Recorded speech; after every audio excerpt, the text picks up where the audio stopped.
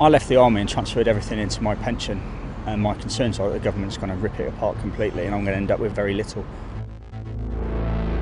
Morale at the moment is rock bottom. People are just cheesed off, exhausted, run down. We normally, try and keep morale up by having a laugh and stuff on team, but even that's dying now. I love the job, but I also want a future for myself and my family. This is not just about pay and conditions, this is about cuts. And if we look at the 16,000 that are going to be cut, that's the equivalent of taking every single police officer out of the Yorkshire and Humber.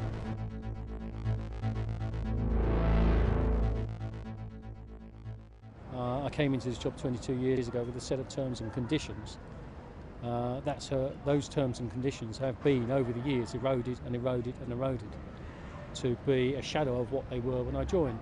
We pay 11% towards our pension, which is far more than anyone else. We do pay a hell of a lot towards that pension.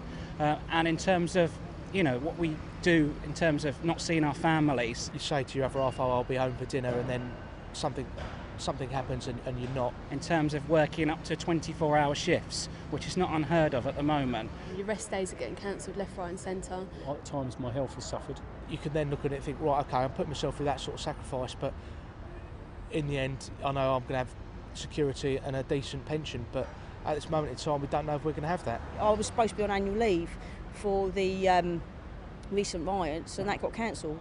And I'm happy to do that, and I think if you're not happy to cancel your annual leave when the country's in that sort of state, then I think maybe you're in the wrong job. However, you expect to be treated well at the end of it, and I don't think we are being treated well. And I can't think of any other job that would cancel your annual leave and not compensate you. You begin to wonder if we're going to end up in a situation like we were in the 70s before I joined, when they couldn't get anybody in the job because it was a badly paid job. It really upsets me because this is not just about pay and conditions, this is about cuts. And if we look at the 16,000 that are going to be cut, that's the equivalent of taking every single police officer out of the Yorkshire and Humber.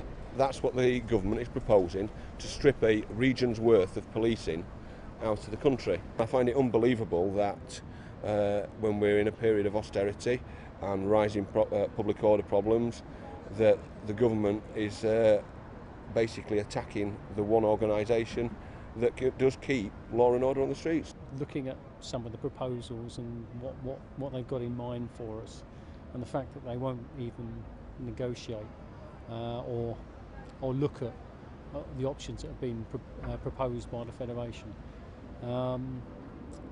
just makes you wonder, what the agenda is. I wasn't expecting to be peeved off with it after 3 years, and I think a lot of people already are.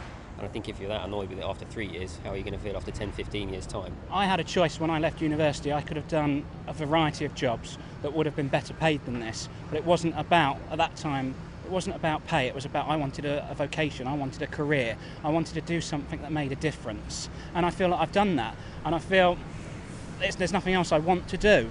But that said, constant kicks in the teeth from the government mean that I'm starting to wonder why I do bother. At sort of 30 years old, where I'm just about to get married and hope to start a family, I'm genuinely worried for my future. As it is at the moment, I barely see my girlfriend for the last couple of weeks anyway. If I get less money for it and I'm expected to work for longer, the morale is, I'm not really going to be too keen to work and do it, to be perfectly frank. I mean, why would you if you're getting less than you thought you were going to get when you signed up? Lots of guys I know have gone through problems at home with their children and relationships and marriages simply because the hours of work at the moment. I've had a fantastic time in the Met Police. I think the bottom line is, would I advise my son to join the police? And I wouldn't, which I think is very sad. I love the job, but I also want a future for myself and my family. We want to help people, and we generally want to put something back into London. But it's not a one-way street. We need help from the government, and we need the public to support us.